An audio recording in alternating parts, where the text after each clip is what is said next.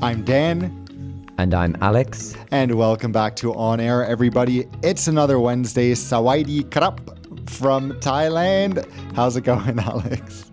This is all very, very, very White Lotus. I feel the whole thing is deliberate. Also, I can't help but notice everything over your shoulder. There's a massage billboard. You've got Chinese cuisine on the other side in Bangkok.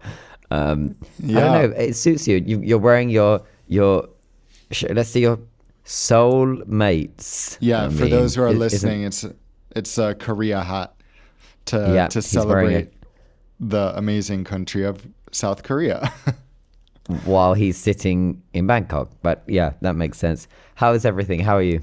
It's good. I love that you brought up White Lotus because we just have to ask. We forgot to ask last week. Obviously, the most referenced TV show on air is the show White Lotus. And now I'm sure some of you guys know that season 3 has premiered. We were wondering, do you want us to discuss it? Do you want maybe at the end of every episode, our thoughts? No, every weekly podcast episode, our thoughts on the episode of the week kind of thing.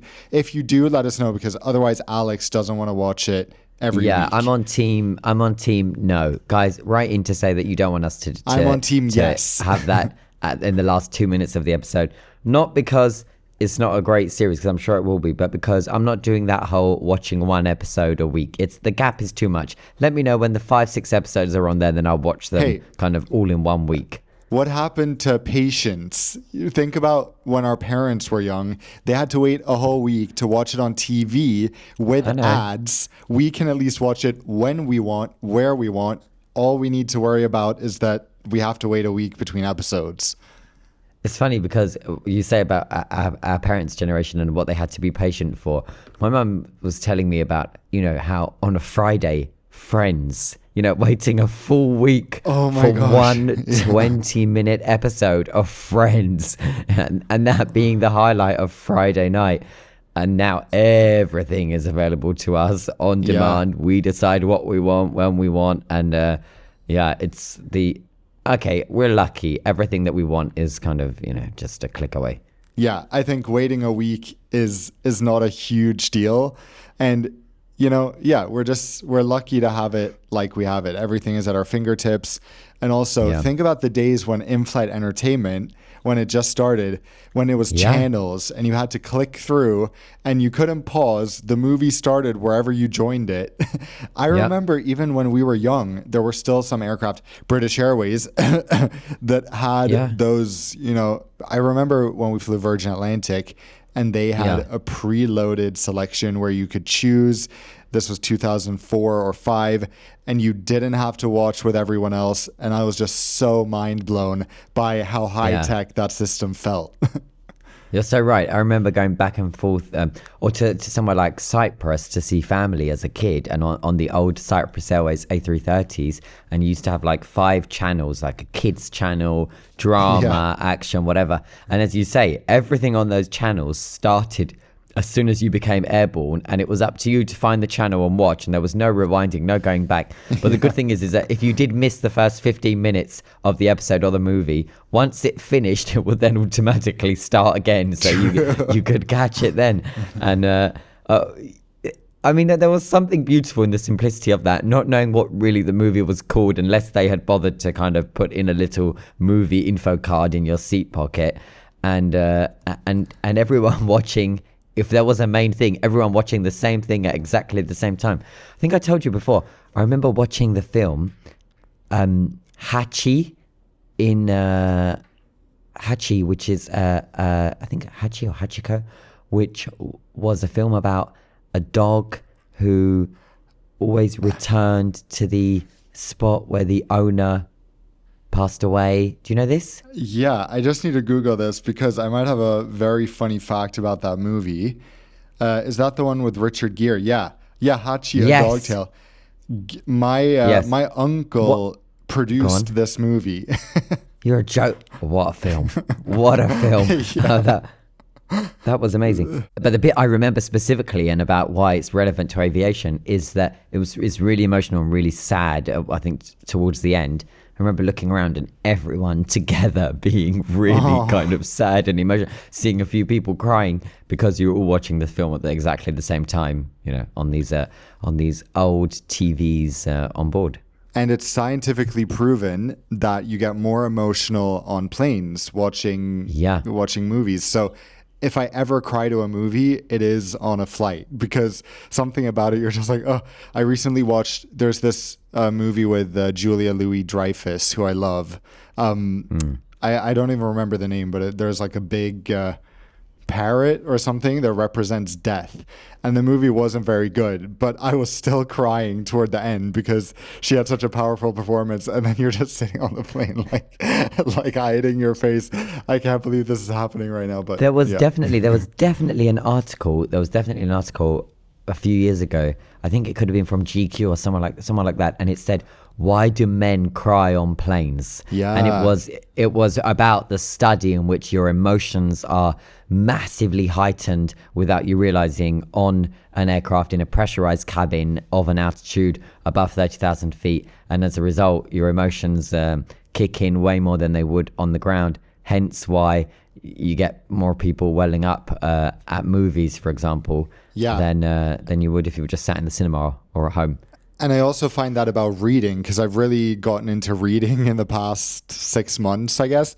And on planes, like, I'm fine reading on the ground, but I don't get, like, I have a harder time binging. But on a flight, especially if I'm in the second half of a book, I just can't put it down. I'm like, oh my God, I have to read more, because somehow I get more engaged or more invested in the story when I'm on a flight. See, this is where you owe it to the listeners to admit that the book that you're mentioning is in fact the in-flight menu that you just can't put down. You're just so invested and engaged. I'm crying.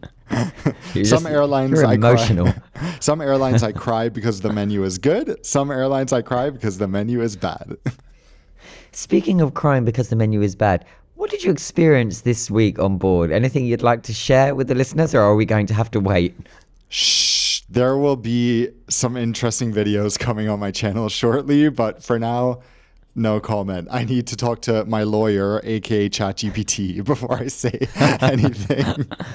Guys, Dan texted me with quite a scenario, and of course my first question was, okay, we're going to discuss all of this on the podcast, right? He said, not yet. Let him just sort out a few things post what he experienced. So, okay, it's pointless. I won't go any more into it. I'm glad that you're all right, and I am sat here on the side of the listeners waiting for the go-ahead to hear about what the hell happened to you this week. But let's instead move into some of the headlines as to what's been happening in the world of aviation, or rather what's not been happening, because everything continues to be happening. We've had near misses caught on 4K HD video camera again, and we've had different emergency landings that have also been documented on 4K HD cameras again. And it's just US aviation particularly can't seem to stop going viral, even though things like runway incursions or smoke in the cabin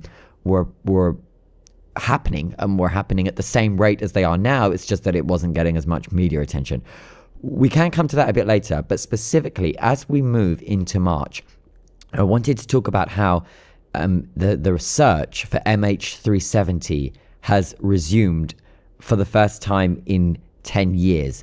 MH370 is, of course, probably a household name as a flight number to most people, remembering that this is still today the missing Malaysia Airlines Boeing 777 that was flying from Kuala Lumpur to Beijing. And we know very little about its whereabouts. There were 200 plus lives on board, and the search involved multiple countries, including Australia, including, of course, Singapore itself, and Thailand were involved, China were involved, Malaysia, and still the whereabouts, I mean, there's very little known. We've had a little bit of debris wash up on the likes of Madagascar and places like that. Nothing very, very definitive. And so the search was called off. And here we are now, so many years later, over 10 years later, and the search is now going to recommence. So to give some context, and then I'll get your thoughts on this, right? the Malaysian government has engaged with Ocean Affinity. Have you seen or heard of this company before?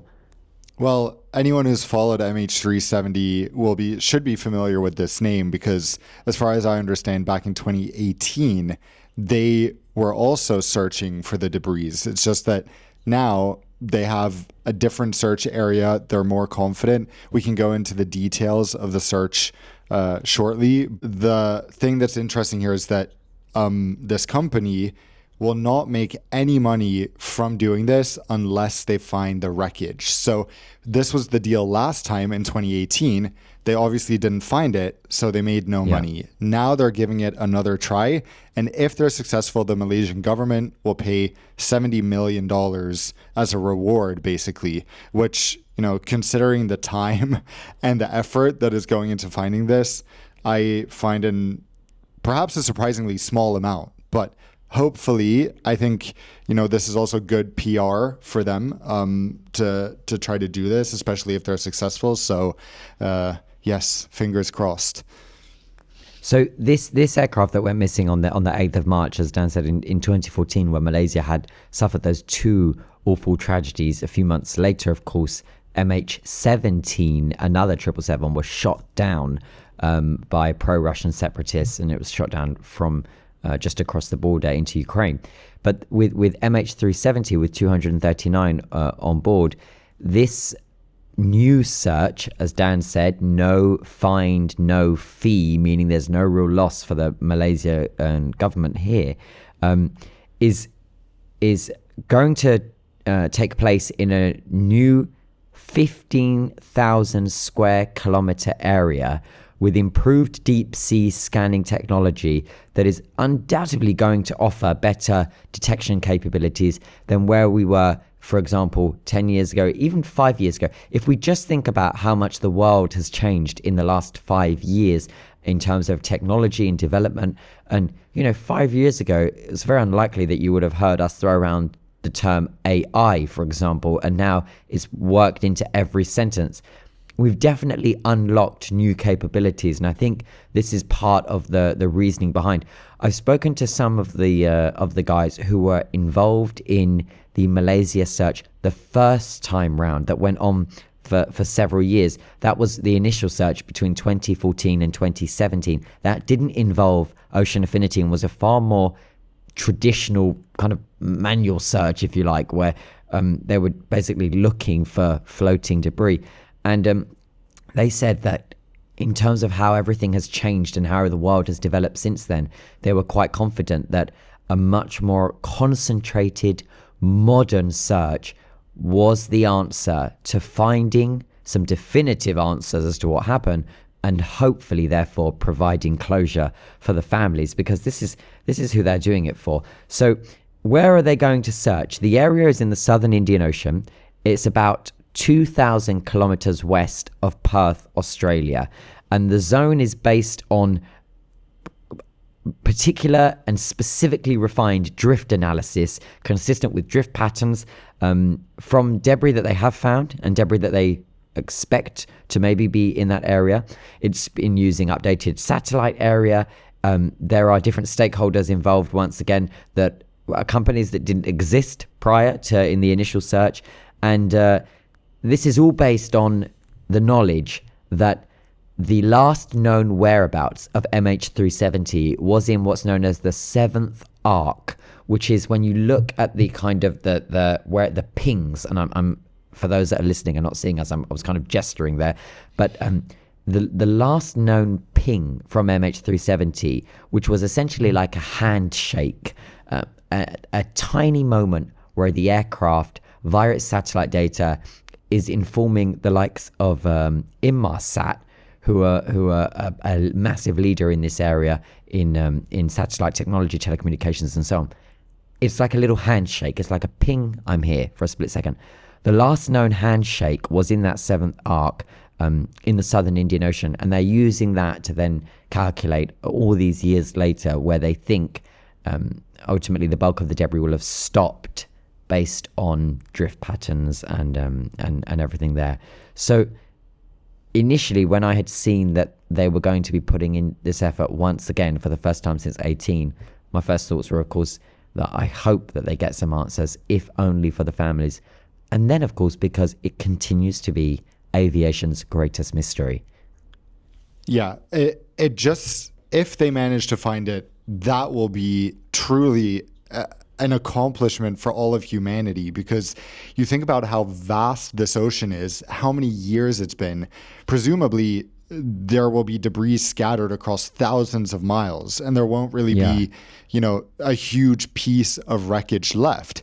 I see someone here doing some calculations, basically saying that the wreckage, if there is a full wreckage of a 777, which we know there isn't at this point, even that in the context of this ocean would be like looking for a grain of sand in Manhattan, and it's underwater. So you have a boat scouring basically Manhattan looking for one grain of sand, but it's thousands of feet down. I just don't see how that can be possible. But if they find it, it's truly amazing to get answers. At this point, the question, it's really for the families and for the aviation community as a whole to figure out what happened here. But it's not like at this point this is information that will be life-changing in any way for the industry, going forward, perhaps. No, I mean, perhaps, maybe you're referring to, for example, lessons or us discovering something about the 777 or anything. No, I think you're right. I don't think we're going to get anything of that with the discovery, for example, of wreckage. But I do think it would, as we say, it would just close a chapter as to how does the world lose a 777 and not find it, and as you say, we're looking for a grain of sand in somewhere the size of Manhattan, but still tell that to a person who looks at a 777, sees a massive, heavy aircraft and thinks, how on earth does that just simply fly off and never get seen again or have its whereabouts, never discovered? Yeah.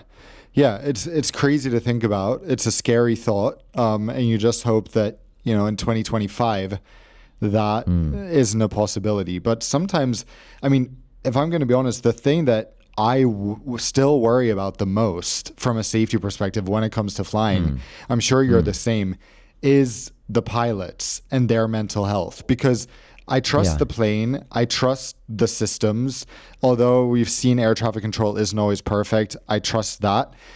Of course, turbulence doesn't concern me, but specifically, there are humans at the end of the day with emotions going through things that are, controlling the aircraft. So if there's one thing I'm worried about, and I think this is, what everything points to in the case of MH370, it's that a pilot is in control and can ultimately choose to complete a flight safely or not. And now, of course, since especially the Eurowings incident where we had a pilot basically commit suicide by crashing the plane into a mountain, there are some more safety systems in place, like most airlines and regions not allowing a pilot to be in the cockpit alone. But still, that's, that's the thing about MH370 that still kind of haunts me.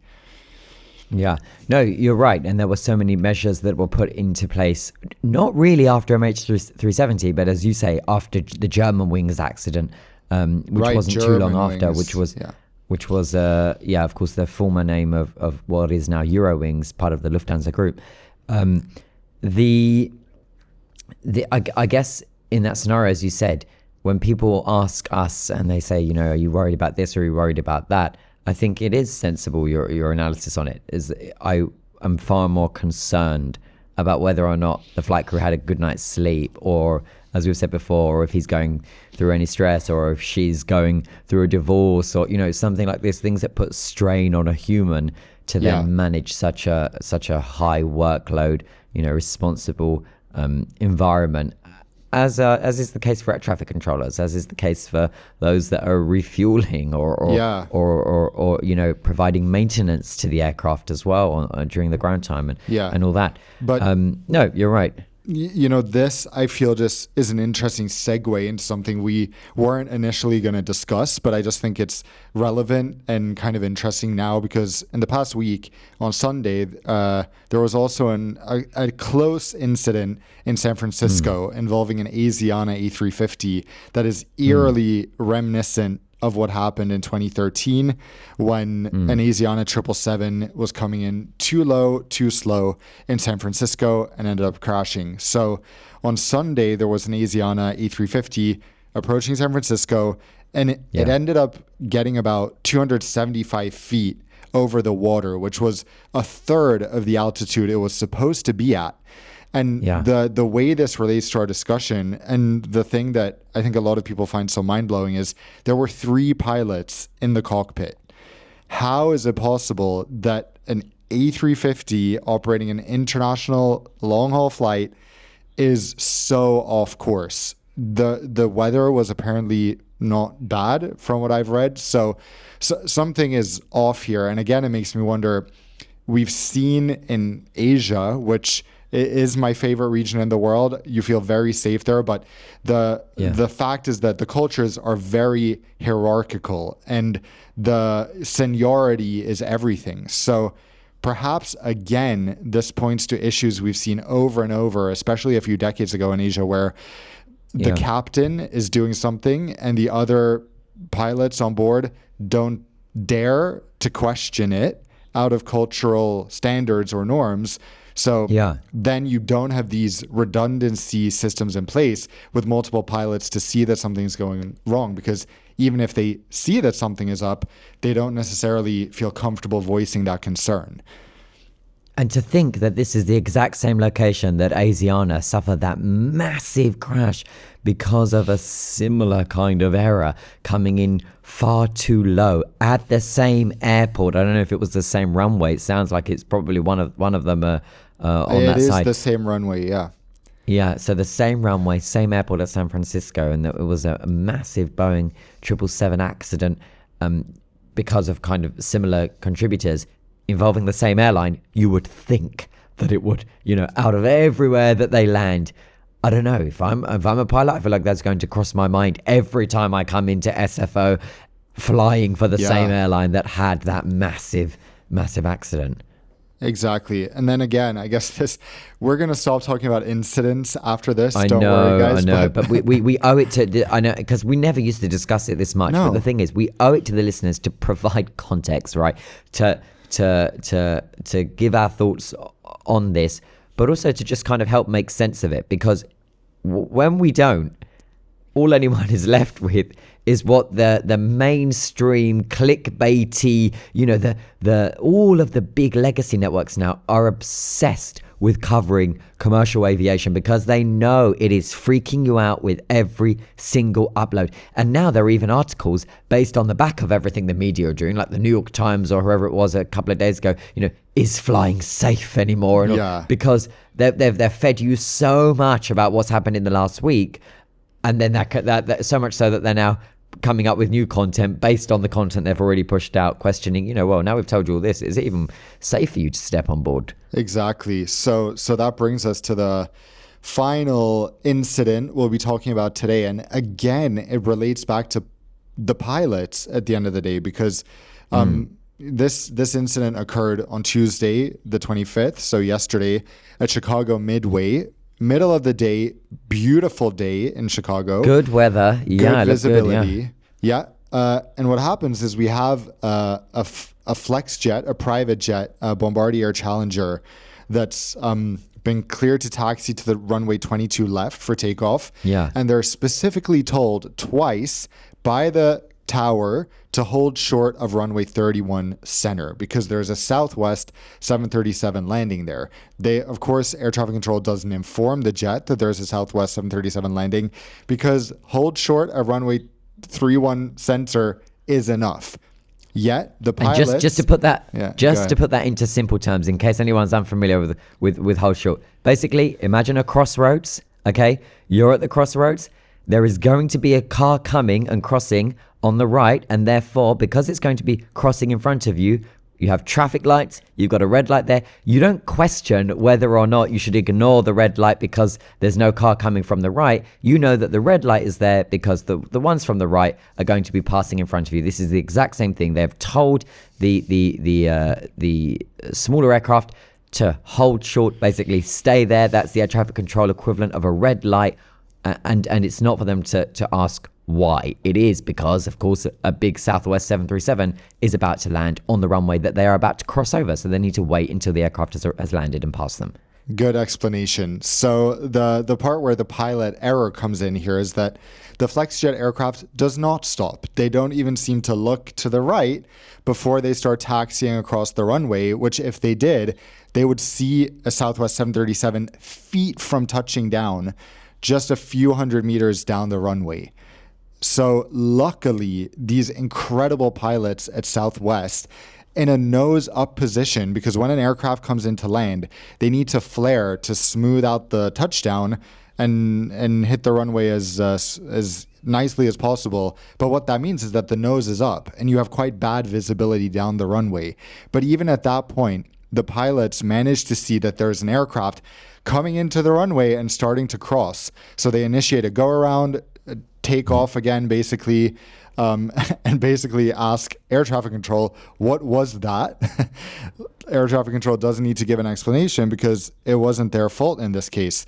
But again, literally seconds from catastrophe in the United States. And it's just seconds from another, what would have been another collision in just weeks, had it not have been, the right call of the Southwest flight crew to be able to very quickly initiate a go around. Thank God aircraft land at a very similar speed to the likes that they rotate on and they depart on as well. And that's, part of the fundamentals of flying.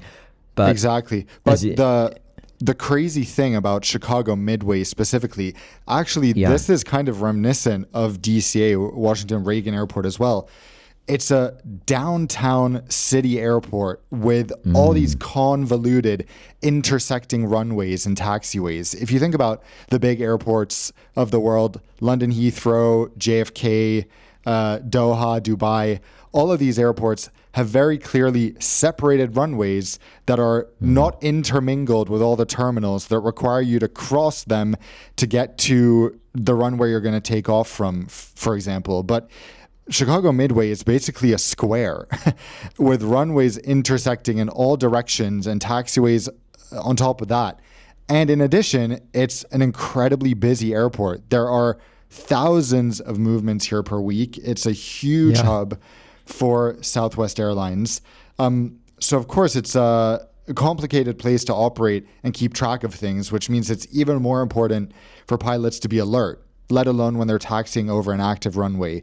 So thank goodness the Southwest pilots, managed to avert catastrophe here. Yeah, kudos to them. Thank God for that, because the US can't seem to catch a break, as we've spoken about over the last few weeks.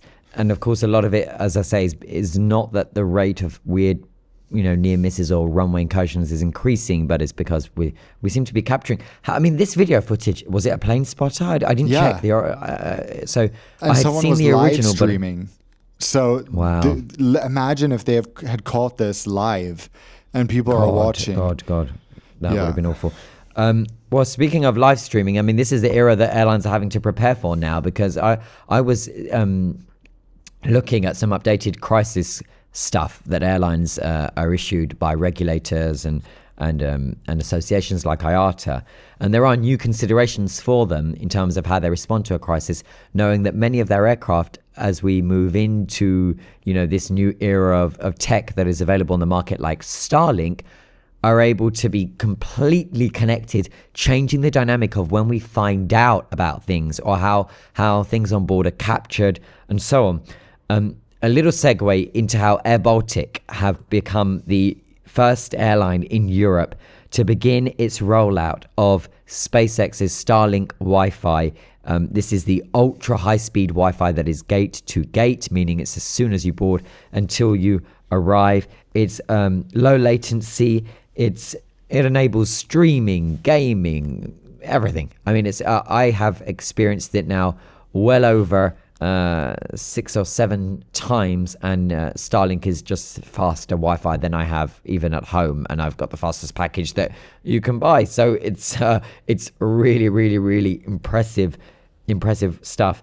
The I think the unique little thing about it coming on Air Baltic, and of course we had Martin on, didn't we, on the podcast, is that most of their flights, like most European flights, are not very long at all.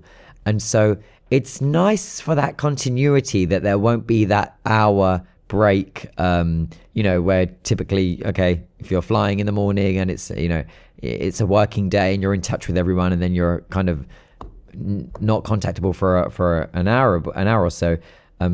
That now is no longer the case if you choose airlines like Air Baltic, where you can stay in touch.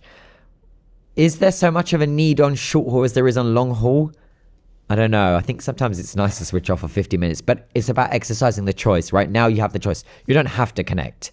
Yeah, I just find this a very interesting choice for Air Baltic of all airlines, because they, first of all, are in a geographic location, in a position at the moment where they're, the competitive landscape for them is a bit different. They're, of course, kind of a hybrid low-cost airline. So for them to be offering free high-speed Wi-Fi, I don't know if this is something that will necessarily make people choose them over the competition, because they're not that type of airline. So it's interesting. Of course, it's but I think now it would a nice benefit, but it will just enhance the existing passenger experience on Air Baltic, right? Rather than have me go out of my way to choose to fly with Air Baltic. But specifically on the free part, it is my understanding, and of course I haven't seen the contract between SpaceX and Air Baltic, but it is my understanding that Starlink must be offered for free to passengers. This is a quiet contractual requirement from SpaceX, a company of Elon Musk. And so when I see airlines throwing about and it's going to be free, I'm like, well, I think you kind of have no choice. Yeah. I mean, I guess Elon Musk thinks he'll make the money back from people being on Twitter or something, but maybe it is kind of crazy. I mean, Starlink, of course, is an amazing thing, and it's exciting that airlines are introducing it. It is kind of crazy now that we didn't experience it yet, right? No, I haven't. I was just going to say, quick comment, that it's kind of crazy that we have this amazing invention that people are celebrating from someone who's now a neo-Nazi. It just feels kind of bizarre, but that's where we are. So there's no alternative to SpaceX at the moment. To Starlink. Sorry.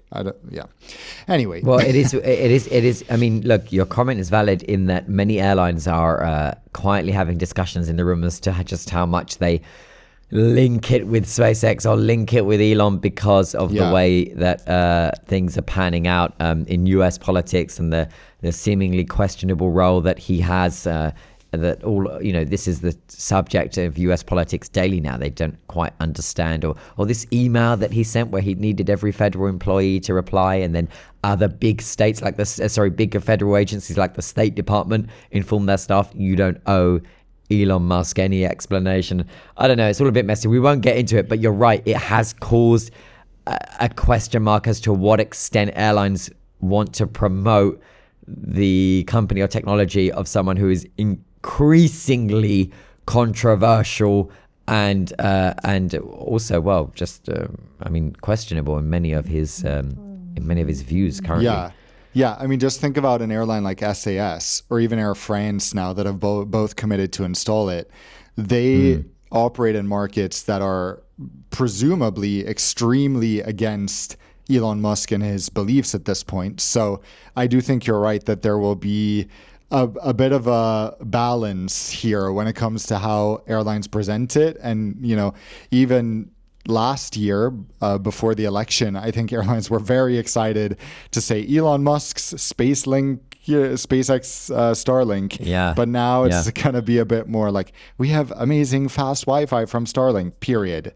Statement ends there. Yes, you're right. It's definitely less affiliated or less associated with him in much of the commentary related to airlines that are launching. There's so many in the queue now.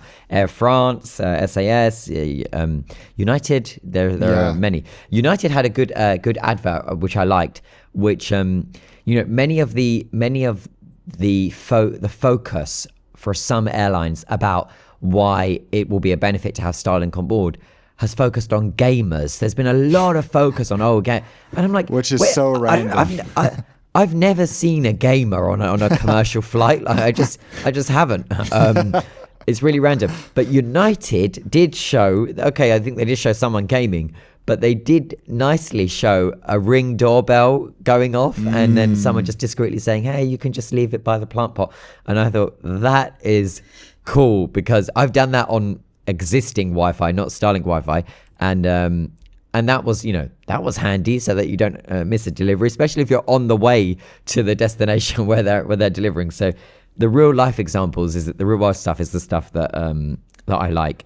I wanted to get your thoughts on how this awful, never-ending 20, 30-year debate on whether or not they should expand Heathrow, we're not going to go into that, but how the Emirates CEO, or rather the Emirates president, Tim Clark, has said that there will be legal challenges if Heathrow even consider increasing landing fees for airlines in order to pay and fund an expanded Heathrow, either an additional runway or expanded terminals and so on. Many of these airlines that you think would be pro-expansion are not when it comes to Heathrow because they know that they are probably going to end up paying for it. I mean, ask BA itself. Does BA want an expanded Heathrow? And they're very kind of, well, economic growth is good for the UK, but because even they see an expanded Heathrow as extra competition. And they think, no, we've got it all right at the moment. We're dominant. So why would they want to welcome others? They also know that, as with most projects in the UK, it's just increasingly and incredibly messy over recent years. I think back to a time where the UK were able to build things like bridges and malls and things like that, and then just think about the last time they built a bridge or they opened a solid piece of infrastructure that benefited the public. And I can't, because it's just been a mess of so many years. Look at all the money they have spent on high speed, can't remember if it's high speed 1 or high speed 2, the high speed rail project that they just, we'll just put on the shelf after spending multi millions or nothing now because they're not continuing it with it. And then you think, okay, of course, if you're an airline CEO thinking, hold on a minute, by their track record in the UK now, if they are going to genuinely move ahead with expanding, don't come to us with expanded landing fees and a new look at making Heathrow even more expensive. What do you think? It's so interesting thinking about, first of all, this perspective that many airlines don't want expansion at Heathrow, as a matter of fact. Yeah. Of course, for Emirates, they're in a kind of tricky situation because right now they might be fine when they have the A380. But if you think 20 years down the line, perhaps then an expanded Heathrow would be good for them, because I could see hourly flights between Dubai and London on a 777X or something. The other thing is that, especially at certain times of year, flights already aren't full from Heathrow as it is. So, there's the need for additional expansion is a future thing, maybe not a current thing. So maybe it's short-sighted of British Airways, for example, to be against expansion at Heathrow, because as hopefully they say that the they're UK not like grows. BA say they're not against. I mean, at one point they were. They say that they're no longer against, but that they're very, very kind of indifferent about it. They're okay, but it should don't cause a mess, basically. Yeah, I guess perhaps BA is the one airline that sort of benefits in both scenarios. Now they benefit because they can charge higher prices and control most of the market.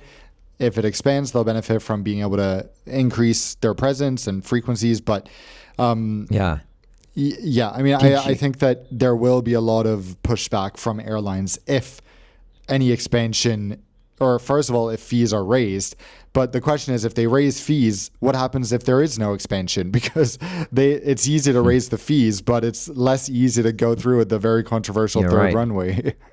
You're right. Did you consider what would happen to the terminal setup at Heathrow in an expanded Heathrow environment? So if they expanded Heathrow, what would happen? From my understanding, Terminal 3 would be gone. That would be no more, right? So it would join the likes of Terminal 1 in becoming extinct. No word on what happens to 4. I have not seen any documentation. Someone can send it to me if they can find it, as to what happens to T4. In this explainer that I had read, Terminal 4 was just not even mentioned. It's really the forgotten terminal on the other side of the runway, and even though it's home to many of the big players. Anyway, and then you would have a kind of more satellite kind of looking things from Terminal 2, so that your main terminals become like T5 and its satellites, and T2 and its satellites, and the tunnels are already there, ready to be carved out and built to expand things like the Heathrow Express. And all this infrastructure was put into place knowing that one day Heathrow is going to have to grow. It's Britain's only genuine hub. Yeah, and one so interesting thought I had at BKK the other day, just for the first time, I've never really thought about what is the reason for having multiple terminals. Besides, at Heathrow, you have British Airways terminal. It makes everything easier for their passengers. But ultimately, a big reason to separate things is that at a certain point, one terminal, which is what BKK has, just becomes too crowded, because now they've opened their satellite terminal. But even with that, the check-in area is still the same. So they've increased capacity by a huge amount. They've also opened a third runway, but there's no separate check-in or drop-off area, which means that now the departure hall is a zoo. It's so busy before people start dispersing toward their respective gates, which is, makes everything a bit more chaotic, less pleasant. So that's a reason to, chop things up a bit and make separate terminals where people drop off at separate places, they check in at separate places, etc. Well, speaking of, separate terminals, Paris Charles de Gaulle just entered the chat with a few million terminals for a handful of airlines, and that's also not the beating heart of efficiency. No. I was just there recently the other day, and that scam, by the way, when you get out of a car at the drop-off for departure, is still rife. So basically, I don't know if we did speak about it, right? Whether there is a guy waiting with a trolley, pretending he's an official porter, ready to take the luggage and then either walk off with it or demand, ridiculous amount of money for helping you with your bags, not to be made eye contact with, and just keep your belongings with you. Stay vigilant. That's not just a message for Paris, but that's everywhere in Europe at the moment, and so many other areas of the world too. Yeah. Shall we move in to Q&A? Let's do it. So Andreas wrote me last night asking, what are your thoughts on the changes to Miles and More for the podcast? So let's briefly talk about this, because Lufthansa keeps being Lufthansa. Lufthansa Group keeps delighting us with their innovations. And especially the upsetting thing I feel is that Lufthansa Group always manages to find a way to gaslight or make every negative change try to seem like something good, instead of just being honest with their customers. Because yesterday, I got an email in my inbox saying, exciting changes to your award flights from June 2025 from Lufthansa Miles and More. And then you think, oh, that's cool. So then they say, look forward to flexible mileage amounts and a greater choice of fares with Austrian Airlines, Lufthansa, Lufthansa City, and Swiss. Which, of course, for me, where loyalty programs are a huge part of my job, that immediately is a red flag. It's not something exciting. And the specific implications of what Lufthansa is doing here to their loyalty program is they're going to be almost exactly tying the points price of a ticket to the cash fare. But that also will result in they're going to mirror the different fare classes. So they currently have, economy light, regular economy, economy flex. there will now be points options for each of those, meaning that while previously any points ticket would be more flexible, it would include luggage, all that stuff. Now the cheapest point ticket, which will probably not be much cheaper than the existing cheapest points ticket, right, will be a light fare that basically includes nothing. No seat selection, no luggage, all of that. Then they also state, you have to click through to the link where they go more into detail about what these changes mean. And they're very clear about, for example, first class costs more. It's a very exclusive offering. So expect to pay a lot more than you currently pay for first class. Yada, yada. Same thing for business class. The really negative thing here, besides that, is that they will still continue to limit the number of seats you can book with points. So the points price will now mirror cash, but they won't even give their members the benefit of being able to book every seat, whatever the price, as we see now with Virgin Atlantic, for example, using their points. Yeah. So their customers end up getting the worst of both worlds, much higher prices for the seats people want in premium cabins, less flexibility and less inclusions if they choose to book the cheap fare. And then on top of that, they'll also continue to be limited in the seats they can book. So Lufthansa here just being Lufthansa, saying it's an exciting change, but completely destroying their already bad loyalty program, which is sad to see. I think we've said a bunch of times that Lufthansa has a way too dominant position in the markets it and its group airlines operate in. But I guess we shouldn't be surprised because Lufthansa is really now the leader of the race to the bottom in Europe in almost every aspect. So, and whenever an airline tells you that you should be excited about it, is usually the biggest red flag ever. Yeah, I mean, no airline is really ever going to have positive news when it comes to their loyalty programs these days because they're all devaluing, but at least be honest about it. Say, as a reflection of the current loyalty program market, we are making this change, blah, blah, blah. Just be real.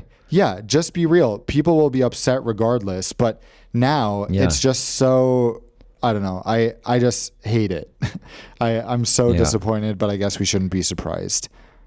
Yeah. Well, a good explainer. Got a question here, or rather, actually, it's an answer to a question we asked last week. So it says, "Hi, Alex. I prefer to be anonymous with this being mentioned on the pod. The reason for the flight schedules being changed at Bangalore, remember you were asking this and you couldn't understand in last week's episode, was because of the military air show in the nearby airbase. It caused many flight disruptions, mainly timing changes. I suppose that because of poor organization and communication, because it's a government event, he says, the airport and therefore airlines weren't informed properly of the timings. Personally, such events should be reduced if they then go on to cause such big disruptions to regular passengers, but it certainly isn't a regular thing at Bangalore Airport." But that's a great answer as to why you were noticing those the changes over that week specifically, wasn't it? So, good. So that explains that. Thank you very much for getting in touch with that. Alma has been in touch and says, "Hi Alex, currently listening to this week's podcast, great as usual. I have a question for you both. After being influenced by Dan, my boyfriend and I decided to try our first airport lounge. It was the Sky Lounge in Vienna Airport, and we were super disappointed. There were no windows, clattering plates, loud staff, and the saddest lemon slices I've ever seen in my life. It was like being in a pub, to be honest. What good airport lounges would you recommend in Europe, which are accessible on a lower budget or open to all classes? And what is the worst you guys have ever visited? Thanks for the great work." I feel we have always been real, right, about how most lounges, specifically in Europe, are what you have just described, Alma. They are a sad state of affairs with no windows and staff pushing a trolley and shouting to another staff and other people's leftovers everywhere. Unfortunately, that is the reality in so many, specifically third-party lounges, that if you had asked us, hey guys, should I spend this amount of money to access the Sky Lounge in Vienna, both Dan and I would have said no. We would have said, go for a nice dinner at your destination instead. Go to a restaurant that you otherwise wouldn't have gone to. Do not pay for that kind of experience. What do you think? Her specific question is, well, firstly, she says she was influenced by you. So this is all your fault, Dan. I am sorry. Secondly, what good airport lounges are accessible and open to all classes? Ones that you can pay to enter that are decent in Europe. Well, look, Vienna Airport, my association with it is that the entire terminal smells like smoke. And anything with the name Sky Lounge, whatever, Vienna Airport, I would be like, avoid. Panorama Lounge. I'm like, run. Yeah. Honestly, anything with the word lounge in its name, I think you want to avoid, right? Like, it needs to just have a plain name, like whatever, Al Safwa or something. Come on, we're talking Europe. We're talking, Okay. Listen, Platinum Wing, the Platinum Wing in Helsinki. Again, not lounge, wing. The galleries first. The Concord in Hong Kong. Yeah, Concord Room. It's those things. Yeah. Lufthansa first class terminal. so no. Okay, look. but you're not buying your way into these. She's speaking about the accessible ones before something like an EasyJet flight or another airline that you don't have status on, in order to make it a bit more comfortable. Plaza Premium in Europe are good. Yeah, they are. But then you'll usually end up having to wait in line, maybe even register beforehand, because some of them have gotten so busy. And I think this is the problem with all these priority pass lounge key lounges in pretty much everywhere. In Asia, it's even worse. Although those lounges are incredible, the line will be 100 people long.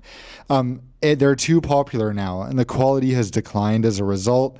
The quality has fallen off of a cliff. That is true for most airport lounges, including the elite business class lounges that are specifically for airlines. There's so many. Dan knows. I probably don't eat in about 95% of them, just because it's a sad state of affairs. The food's been under a hot lamp for 8 hours. It's like the leftover edges of a quiche, or what's supposed to be a quiche, and it's like avoid.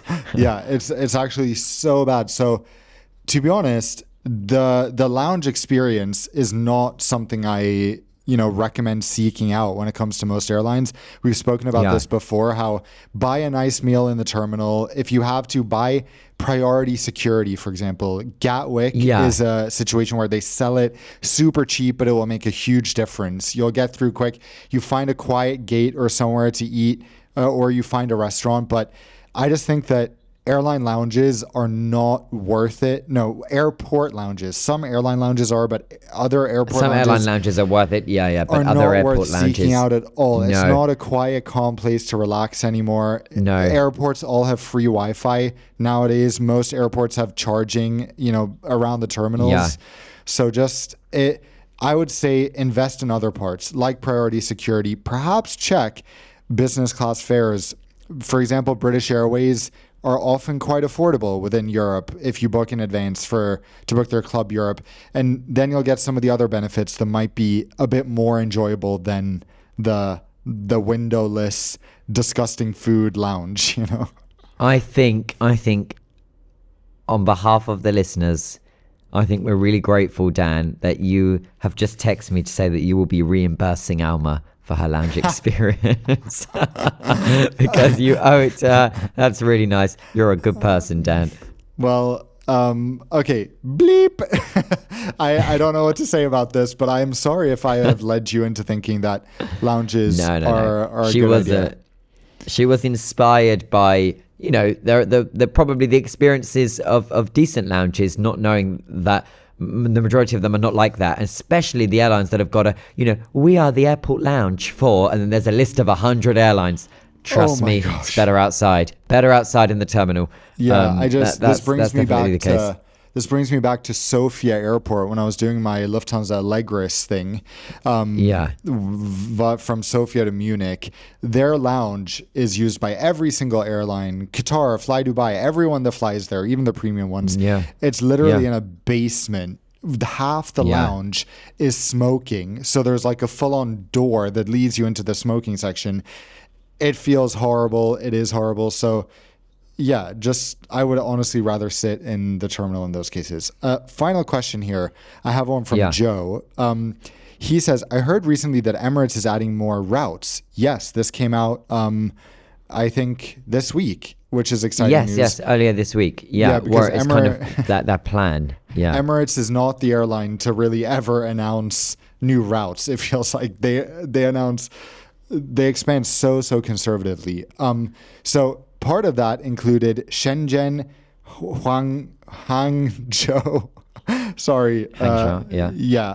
Chengdu in China this year. And where the pandas are. Exactly. And he wanted to ask my and your opinion, since there's a surge for capacity for China routes, why would Emirates actually cancel plans to resume A380 flights to Shanghai this year, since this is the busiest international hub in mainland China?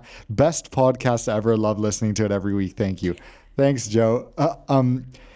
I thought this expansion was very surprising. What did you think?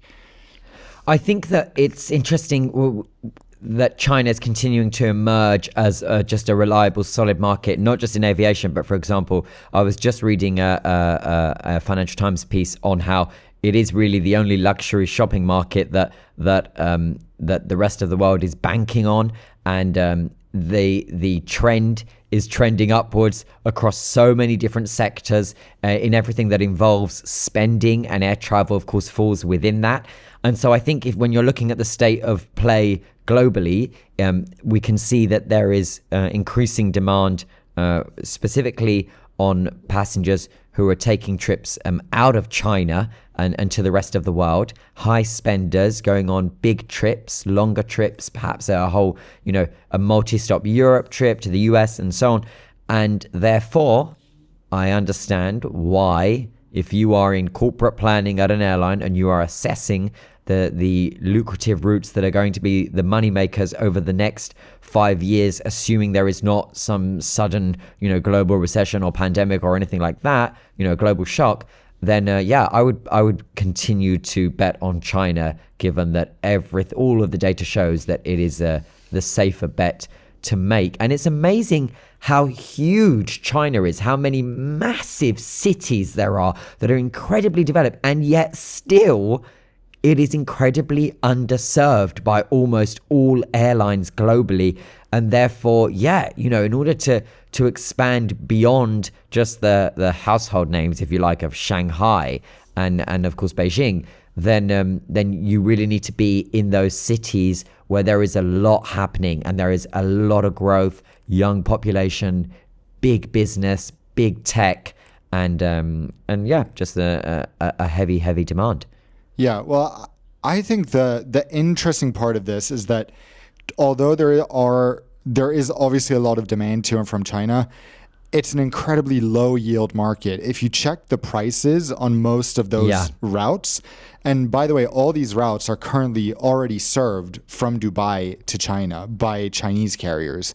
If you check the prices, they are rock bottom. If you're flying to or from Dubai from Asia, you will find fares for less than $1,000 on most Chinese carriers. So that's why I find this slightly puzzling for a premium airline like Emirates.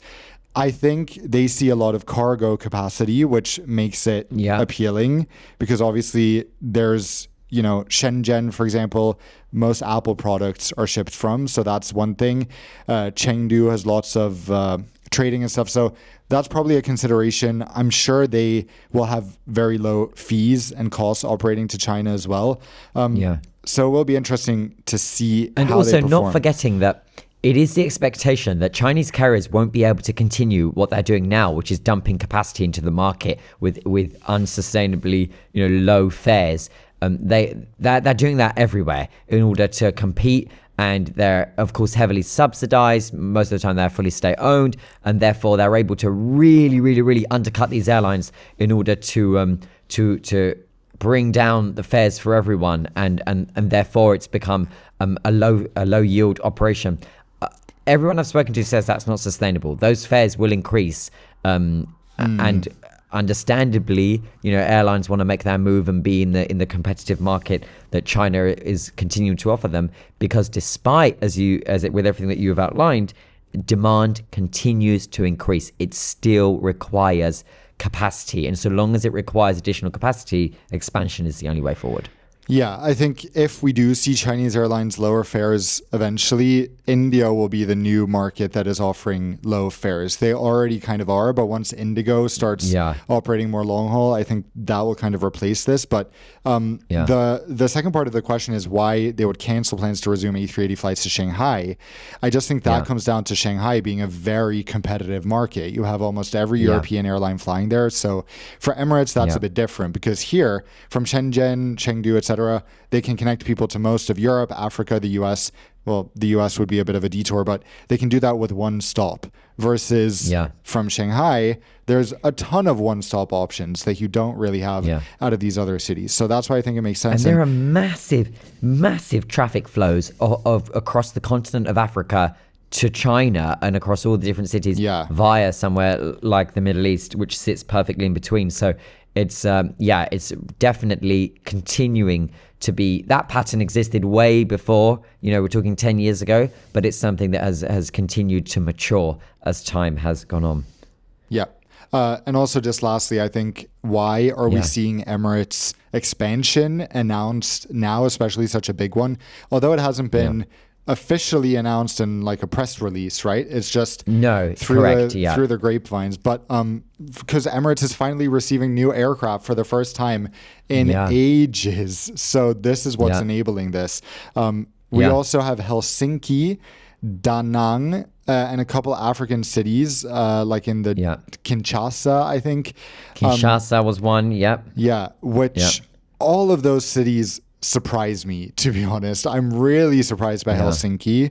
Da Nang, from what I hear.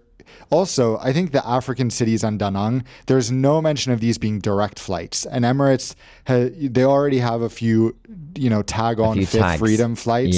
For example, they do Singapore, Phnom Penh. I think Da Nang will be a similar situation. Da Nang is probably a candidate. Perhaps these African cities as well. Helsinki, I don't understand. I don't see what is going on there, because Finnair is already, often not very full on that route. So we'll see.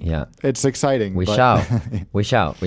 I do have quite a few more questions. I've got questions from Lucy. I've got questions from Ziad. I have questions from Suhaim. Marco, I'll put them on the list. We'll make sure that we get to them next week. They're already there. One of them, I'm ready with the answer, so we'll start with that next week. Thank you for joining us as always, and remember that you can listen to On Air with Dan and Alex wherever you get your podcast. That includes Spotify, Apple, YouTube, where you can see us in vision. If you haven't rated the podcast yet, we would be most grateful for your 5-star ratings. And the best way for other people to find out about the podcast is basically to share it via word of mouth. Sharing this episode with your friend and saying you should listen to these guys because they are giving nice context on, and then fill in the blank, because boy, we discuss a lot in an hour. Some relevant, some not so relevant. We are giving nice context on why the Sky View Lounge or whatever in Vienna is windowless and should be avoided. Lemon slices. Yes, and lemon slices are so important. All right, we'll catch you guys next week. We will see you then on air. Bye-bye.